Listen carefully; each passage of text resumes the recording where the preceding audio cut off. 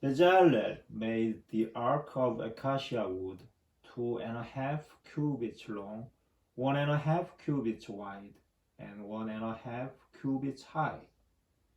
The inside and outside were plated with gold, and a molding of gold was put around it. 4 gold rings were cast for its 4 supports, 2 rings on one side and 2 on the opposite side. Poles of acacia wood were made and plated with gold.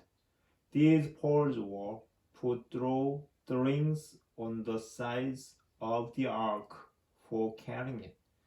The cover was made of pure gold, 2.5 cubits long and 1.5 cubits wide.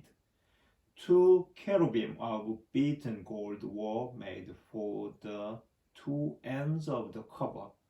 1 cherub was at one end, at the other end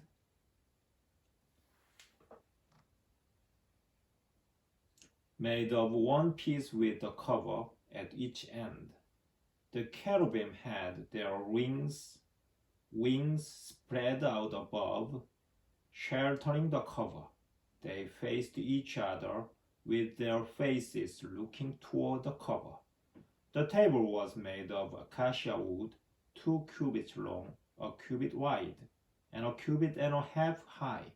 It was plated with pure gold, and a molding of gold was put around it. A frame a handbreadth high was also put around it, with a molding of gold around the frame. 4 rings of gold were cast for it and fastened at the 4 corners, one at each leg. The rings were alongside the frame as holders for the poles to carry the table. These poles for carrying the table were made of acacia wood and plated with gold. The vessels that were set on the table, its plates and cups, as well as its pitchers and bowls for pouring libations, were made of pure gold. The menorah was made of pure beaten gold, its shaft and branches, with its cups and knobs and petals springing directly from it. 6 branches extended from its sides, 3 branches on one side and 3 on the other. On one branch there were 3 cups, shaped like almond blossoms, each with its knob and petals. On the opposite branches there were 3 cups, shaped like almond blossoms, each with its knob and petals, and so for the 6 branches that extended from the menorah. On the menorah there were 4 cups, shaped like almond blossoms, with their knobs and petals. The 6 branches that went out from the menorah had a knob under each pair.